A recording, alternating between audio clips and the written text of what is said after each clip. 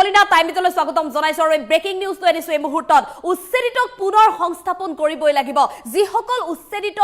ৰাজ্য চৰকাৰ উচ্ছেদ অভিযানে ঘৰ হেৰুৱাব লগা হৈছে সেই উচ্ছেদিত সকলৰ বাবে পুনৰ ৰাজ্য চৰকাৰে ভূমি প্ৰদান কৰিব লাগিব পুনৰ সংস্থাপন দিব লাগিব এই দাবী উত্থাপন কৰিবলৈ উলাই আহিছে এতিয়া হাজাৰ হাজাৰ লোক আৰু কৃষক মুক্তি সংগ্ৰাম সমিতিৰ সৈতে ছাত্ৰ মুক্তি সংগ্ৰাম সমিতিৰ সৈতে এবাৰ অখিল গগৈও ৰাজপথত বহিবলৈ সাজু হৈছে 4 আগষ্টত বিলাসীপাৰা কপাই তুলিবলৈ সাজু হৈছে ৰাইজৰ দলৰ নেতা অখিল গগৈ লৈছে এই মুহূৰ্তত টাইম 8ৰ দৰ্শকৰ বাবে এই খবৰ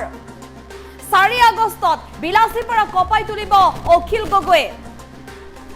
ৰাজ্য চৰকাৰে চলোৱা উচ্ছেদ অভিযানত উচ্ছেদিত লোকৰ সংস্থাপনৰ দাবী উচ্ছেদিতৰ পুনৰ সংস্থাপনৰ দাবী হাজাৰ হাজাৰ লোকে কৰিব প্ৰতিবাদ 20,000 মানুহক লগত লৈ আন্দোলন কৰিবলৈ সাজু হৈছে এবাৰ ৰাইজৰ দলৰ নেতা অখিল গগৈ চাপৰৰ চৰুৱা বাখৰা তিলাপাৰা সন্তোষপুৰত কৰিব তীব্ৰ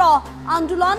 উচ্ছেদিতক পুনৰ সংস্থাপনৰ দাবীত আন্দোলন ঘোষণা কৰিছে এবাৰ অখিল গগৈ আমি পুনৰ জনাইছো ডাঙৰ খবৰ সমগ্ৰ ৰাজ্যজুৰি এতিয়া ৰাজ্য চৰকাৰ উচ্ছেদ অভিযান অব্যাহত আছে আৰু এই উচ্ছেদ অভিযানত হাজাৰ হাজাৰ লোক গৃহহাৰা হৈছে অবৈধ বেদখলকাৰীৰ বিৰুদ্ধে ৰাজ্য চৰকাৰে এই উচ্ছেদ অভিযান চলি থাকিব বুলি ৰাজ্য চৰকাৰে ইতিমধ্যে স্পষ্ট মন্তব্য কৰিছে মুখ্যমন্ত্ৰীগৰাকীয়েও স্পষ্ট মন্তব্য কৰিছে কিন্তু এই সন্দৰ্ভত অখিল গগৈয়ে বিগত কেইবাদিনো দেখিবলৈ পোৱা গৈছে উচ্ছেদিতৰ কাষলৈ গৈছে আৰু উচ্ছেদিত পুনৰ সংস্থাপনৰ দাবীৰে ৰাজ্য চৰকাৰৰ ওচৰত আবেদন কৰিব বুলি প্ৰতিশ্ৰুতি প্ৰদান কৰি আহিছে আৰু আজিৰ দিনটোতো ব্যতিক্ৰম নহয় কৃষক মুক্তি সংগ্ৰাম সমিতি আৰু ছাত্ৰ মুক্তি সংগ্ৰাম সমিতিয়ে বিগত 11 দিনে ধৰ্মঘট কাৰ্যসূচী অব্যাহত ৰাখিছে আৰু এই ধৰ্মঘট কাৰ্যসূচীত আজি অংশগ্ৰহণ কৰিবলৈ গৈছে ৰাইজৰ দলৰ নেতা অখিল গগৈ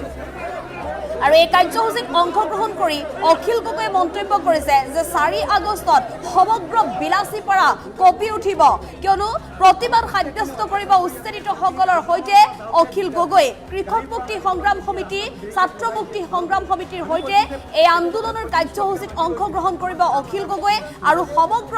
উচ্ছেদিতৰ হৈ মাত মাতিব ৰাজ্য চৰকাৰৰ বিৰুদ্ধে সমগ্ৰ উচ্ছেদিতৰ হৈ এই সকল উচ্ছেদিতৰ বাবে পুনৰ সংস্থাপনৰ দাবী উত্থাপন কৰিব ৰাজ্যৰ সন্মুখত আৰু এই সকল উচ্ছেদিতক ভূমি প্ৰদান কৰিবই লাগিব ৰাজ্য চৰকাৰে এনেধৰণে প্ৰতিশ্ৰুতি প্ৰদান কৰিছে এতিয়া উচ্ছেদিত লোকসকলক আৰু আজিৰ দিনটোত বিলাসীপাৰাত এনেধৰণে প্ৰতিবাদী কাৰ্যসূচীত অংশগ্ৰহণ কৰিয়ে অখিল গগৈয়ে প্ৰতিশ্ৰুতি প্ৰদান কৰিছে উচ্ছেদিতক পুনৰ সংস্থাপনৰ দাবীত হাজাৰ হাজাৰ লোকে কৰিব পুনৰ তীব্ৰ প্ৰতিবাদ আৰু 4 আগষ্টত প্ৰতিবাদত অংশগ্ৰহণ কৰিবলৈ সাজু হৈছে প্ৰতিবাদস্থলীৰে বিলাসীপাৰা কপাই তুলিবলৈ সাজু হৈছে কৃষক মুক্তি সংগ্ৰাম সমিতি ছাত্ৰ মুক্তি সংগ্ৰাম সমিতিৰ সৈতে অখিল গগৈ উচ্ছেদিতক পুনৰ সংস্থাপন দিবই লাগিব উচ্ছেদিতক পুনৰ সংস্থাপন নিদিয়ালৈকে এই আন্দোলন অব্যাহত থাকিব বুলি হুংকাৰ প্ৰদান কৰিছে অখিল গগৈ আমি পুনৰ জনাইছো এয়া ডাঙৰ খবৰ সমগ্ৰ ৰাজ্যত এতিয়া উচ্ছেদ অভিযান অব্যাহত আছে কি উজনি কি নামনি সকলোতে চলিব উচ্ছেদ অবৈধ বেদখলকাৰী কোনো কাৰণত ক্ষমা কৰি দিয়া নহব ৰাজ্য চৰকাৰ মুখ্যমন্ত্ৰীগৰাকীয়ে এই কথা উল্লেখ কৰিছে আৰু প্ৰতিটো প্ৰান্ততে যিসমূহ স্থানত আচলতে বনভূমি দখল কৰি বা বনভূমি ধ্বংস কৰি গছ বন ভাঙি তহিলং কৰি পাহাৰ কাটি যিসকল অবৈধ বেদখলকাৰীয়ে কোনো ধৰণৰ তথ্য প্ৰমাণ নোহোৱাকৈ বা চৰকাৰৰ অনুমতি নোহোৱাকৈ ঘৰ বনাই আছে সেই লোকসকলৰ বিৰুদ্ধে ব্যৱস্থা গ্ৰহণ কৰিব প্ৰতিটো প্ৰান্ততে জৰীপ চলাইছে এতিয়া ৰাজ্য চৰকাৰৰ তৰফৰ পৰা আৰু জৰীপৰ লগে লগে নিৰ্দেশনা প্ৰদান কৰিছে অবৈধ বেদখলকাৰীলৈ সময়সীমা বান্ধি দিয়া হৈছে অবৈধ বেদখলকাৰী উজনি নামনি সকলোতে চলি আছে উচ্ছেদ অভিযান আৰু এই উচ্ছেদ অভিযানত শেহতীয়াকৈ ধুবুৰীটো কেইবাটাও প্ৰান্তত বিলাসীপাৰাত কেইবাটাও প্ৰান্তত উচ্ছেদ চলিছিল আৰু উচ্ছেদ অভিযানত যথেষ্ট সংখ্যক লোক গৃহহীন হৈছিল আৰু এই গৃহহীন লোকসকলে এতিয়া পথৰ কাষত বা মুকলি স্থানত মথাউৰিৰ ওপৰত এনেধৰণে য'তে ত'তে ত্ৰিপাল পাতি বসবাস কৰি আছে কিন্তু এই লোকসকলক যিহেতু চৰকাৰৰ তৰফৰ পৰা উচ্ছেদ চলোৱা হৈছে গতিকে উচ্ছেদিত বেদখলকাৰীৰ উচ্ছেদিত এই সকল লোকৰ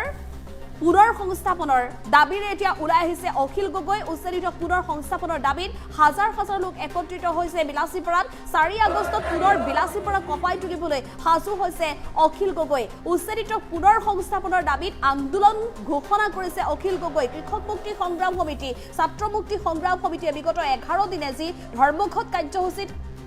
কাৰ্যসূচীত অংশগ্ৰহণ কৰিছে এই কাৰ্যসূচীতে আজি অখিল গগৈ উপস্থিত হৈছে আৰু উচ্ছেদিতক পুনৰ সংস্থাপনৰ দাবীৰে ৰাজ্য চৰকাৰলৈ অনুৰোধ জনাইছে 4 আগষ্ট পৰ্যন্ত 4 আগষ্ট পৰ্যন্ত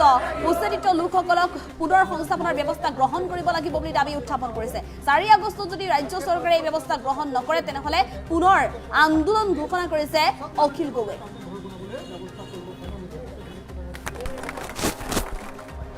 ইতিহাসৰ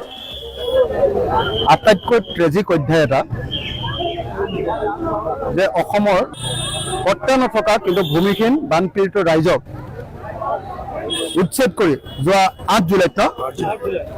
জুলাইত উচ্ছেদ কৰি বেঘৰ কৰি দিলে মই 8 জুলাইৰ পিছত উচ্ছেদৰ ইয়াত খবৰ ল'বলৈ আহিয়ে 10 জুলাই তাৰিখৰ দিনা অসমৰ মুখ্যমন্ত্ৰীক সাক্ষাৎ কৰিছিলোঁ 10 জুলাই নে কিবা তাৰিখ আছিল আৰু মুখ্যমন্ত্ৰীয়ে তেতিয়াই কৈছিলে মই তেখেতক ৰাইজৰ হৈ অনুৰোধ কৰিছিলোঁ যে অন্তত 4,000 বিঘা উচ্ছেদ কৰিছে তাৰে 500 বিঘা মাটি এক্সট্ৰাকে দি এক কথা মাটি দি হ'লেও মানুহবিলাকক সংস্থাপন দিব লাগে মুখ্যমন্ত্ৰীয়ে মোক তেতিয়া কথা দিছিলে তেওঁ কথা দিছিলে যে যিবিলাক মানুহৰ অন্য ঠাইত মাটি নাই ঘৰ নাই ভূমিহীন সেই মানুহবিলাকক মাটি দিয়া হ'ব যিবিলাক মানুহ গুচি যায় ঘৰ আছে গুচি যাব সেইবিলাকক আমি মাটি নিদিওঁ আৰু যিবিলাকৰ ঘৰ নাই সেইবিলাকটো লৈ যাব তেওঁলোকক আমি ক'ৰবাত সংস্থাপিত কৰিম মই ক'লো যে 500 বিঘাটা মাটি দি তেওঁলোকক সংস্থাপিত কৰক অন্তত তেতিয়া মুখ্যমন্ত্ৰীয়ে মানি লৈছিলে কিন্তু এতিয়া এই বেঘৰ মানুহবিলাকে যাৰ ক'তো ঘৰ নাই সেইবিলাকে য'ত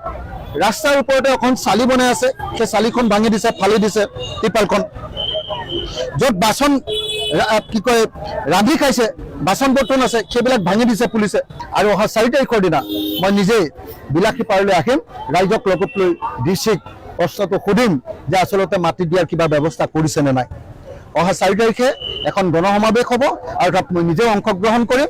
আৰু আজি যিবিলাক আন্দোলনৰ কাৰ্যসূচী গ্ৰহণ কৰি আছে এই আন্দোলন মই বন্ধ কৰিবৰ কাৰণে আন্দোলনকাৰীসকলক বিশেষকৈ আমাৰ কৃষক মুক্তিয়ে এই গোটেই আন্দোলনটোৰ নেতৃত্ব লৈ আছে কৃষক মুক্তি সংগ্ৰাম সমিতিক মই অনুৰোধ জনাইছোঁ তেওঁলোকে মোৰ অনুৰোধ ৰক্ষা কৰিম বুলি কৈছে আজিৰ পৰা এই কাৰ্যসূচী বন্ধ হ'ব এই আন্দোলন বন্ধ হ'ব অহা 30 জুলাই তাৰিখৰ দিনা আমি চিফ ছেক্ৰেটাৰীক লগ ধৰিম আৰু 4 আগষ্ট তাৰিখৰ দিনা আমি এক বিশাল গণসমাৱেশৰ কাৰ্যসূচী লৈ ডিচিক আমি সুধিম যে আমাক কেতিয়া মাটি দিয়া হ'ব মই এইখিনি কথাই ক'লো মোৰ ইতিহাসৰ আটাইতকৈ ট্ৰেজিক অধ্যায় এটা যে অসমৰ পট্টা নথকা কিন্তু ভূমিহীন বানপীড়িত ৰাইজক উচ্ছেদ কৰি যোৱা 8 জুলাইত উচ্ছেদ কৰি বেঘৰ কৰি দিলে মই 8 জুলাইৰ পিছত উচ্ছেদৰ ইয়াত খবৰ ল'বলৈ আহিয়ে 10 জুলাই তাৰিখৰ দিনা অসমৰ মুখ্যমন্ত্ৰীক সাক্ষাৎ কৰিছিলোঁ 10 জুলাই নে কিবা তাৰিখ আছিল আৰু মুখ্যমন্ত্ৰীয়ে তেতিয়াই কৈছিলে মই তেখেতক ৰাইজৰ হৈ অনুৰোধ কৰিছিলোঁ যে অন্তত 4,000 বিঘা উচ্ছেদ কৰিছে তাৰে 500 বিঘা মাটি এক্সট্ৰাকে দি এক কথা মাটি দি হ'লেও মানুহবিলাকক সংস্থাপন দিব লাগে মুখ্যমন্ত্ৰীয়ে মোক তেতিয়া কথা দিছিলে তেওঁ কথা দিছিলে যে যিবিলাক মানুহৰ অন্য ঠাইত মাটি নাই ঘৰ নাই ভূমিহীন সেই মানুহবিলাকক মাটি দিয়া হ'ব যিবিলাক মানুহ গুচি যায় ঘৰ আছে গুচি যাব সেইবিলাকক আমি মাটি নিদিওঁ আৰু যিবিলাকৰ ঘৰ নাই সেইবিলাকটো লৈ যাব তেওঁলোকক আমি ক'ৰবাত সংস্থাপিত কৰিম মই ক'লো যে 500 বিঘাটা মাটি দি তেওঁলোকক সংস্থাপিত কৰক অন্তত তেতিয়া মুখ্যমন্ত্ৰীয়ে মানি লৈছিলে কিন্তু এতিয়া এই বেঘৰ মানুহবিলাকে যাৰ ক'তো ঘৰ নাই সেইবিলাকে য'ত ৰাস্তাৰ ওপৰতে এখন চালি বনাই আছে সেই চালিখন ভাঙি দিছে ফালি দিছে টিপালখন য'ত বাচন কি কয় ৰান্ধি খাইছে বাচন বৰ্তন আছে সেইবিলাক ভাঙি দিছে পুলিচে আৰু অহা 4 তাৰিখৰ দিনা মই নিজেই বিলাসী পাৰলৈ আহিম ৰাইজক লগত লৈ ডিচিক প্ৰশ্নটো সুধিম যে আচলতে মাটি দিয়াৰ কিবা ব্যৱস্থা কৰিছে নে নাই অহা 4 তাৰিখে এখন গণসমাৱেশ হ'ব আৰু তাত মই নিজেও অংশগ্ৰহণ কৰিম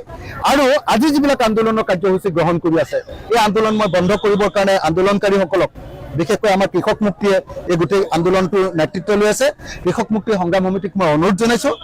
তেওঁলোকে মোৰ অনুৰোধ ৰক্ষা কৰিম বুলি কৈছে আজিৰ পৰা এই কাৰ্যসূচী বন্ধ হ'ব এই আন্দোলন বন্ধ হ'ব অহা 30 জুলাই তাৰিখৰ দিনা আমি চিফ ছেক্ৰেটাৰীক লগ ধৰিম আৰু 4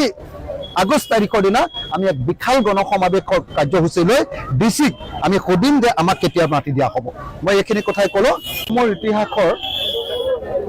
আটাইতকৈ ট্ৰেজিক অধ্যায় এটা যে অসমৰ